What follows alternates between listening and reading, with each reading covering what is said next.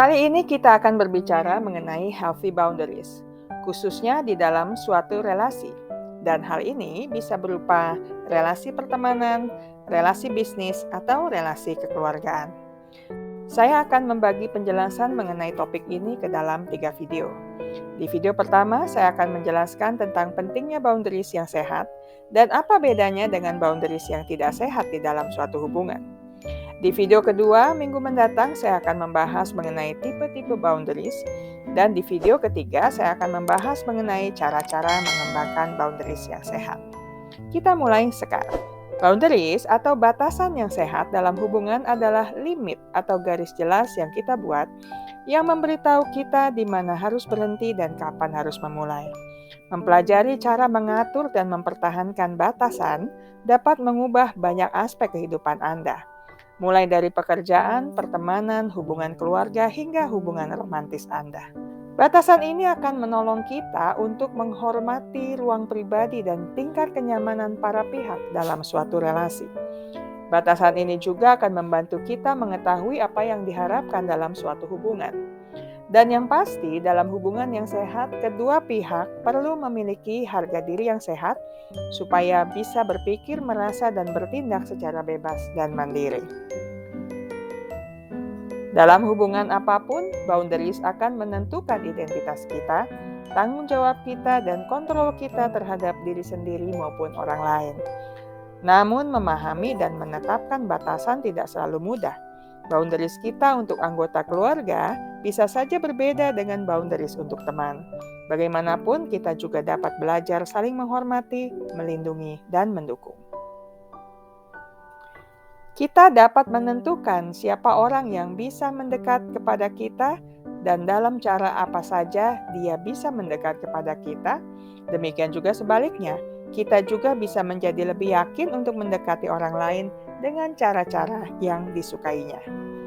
Demikian juga sebaliknya, kita juga menjadi lebih yakin untuk mendekati orang lain dengan cara-cara yang disukainya. Dengan adanya boundary, kita dapat memiliki hidup yang lebih seimbang, karena kita dapat menentukan kegiatan apa saja yang dapat dan perlu kita ikuti, dan yang mana yang perlu kita tinggalkan, urusan apa yang penting untuk diprioritaskan, dan yang mana yang bisa didelegasikan, kapan dan bagaimana menggunakan waktu, tenaga, dan aspek positif lain dalam hidup kita. Boundaries tidak hanya diperlukan dalam hubungan pribadi, tetapi juga dibutuhkan di tempat kerja.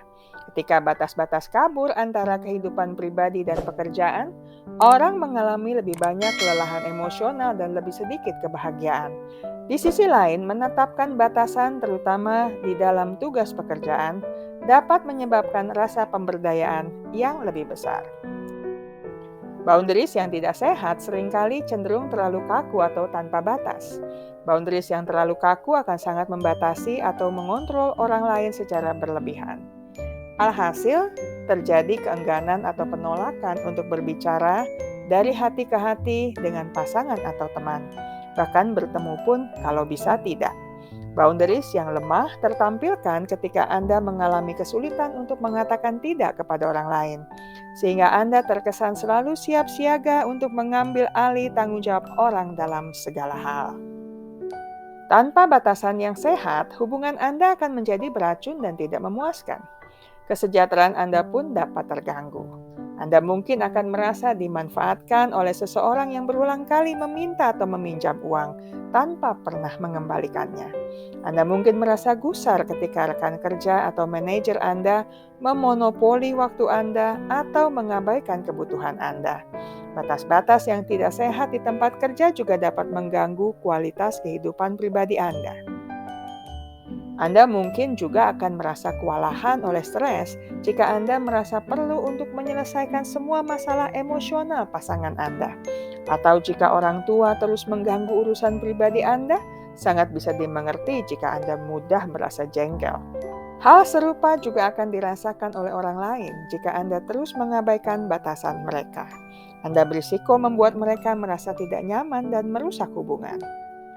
Pertanyaannya sekarang, mengapa boundaries yang tidak sehat bisa terjadi? Pertama, karena rasa harga diri yang lemah, alias adanya low self-esteem. Orang dengan harga diri yang rendah akan cenderung merasa perlu menunjukkan kepada siapapun bahwa dia berarti, bermakna, dan berharga.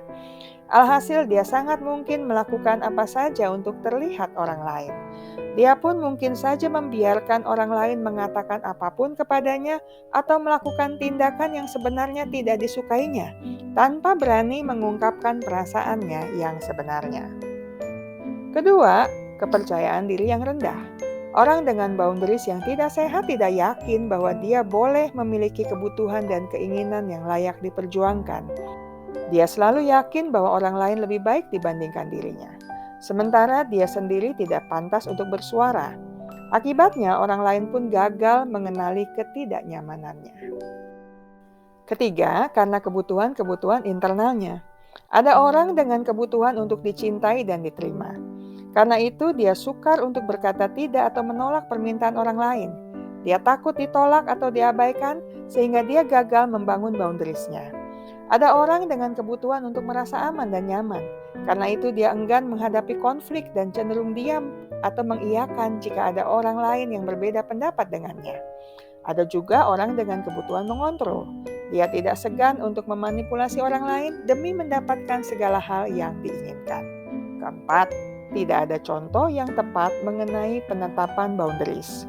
Orang-orang yang tumbuh dengan keyakinan bahwa menetapkan boundaries adalah tindakan arogan dan upaya menarik diri akan lebih tertantang untuk menerapkan boundaries yang sehat.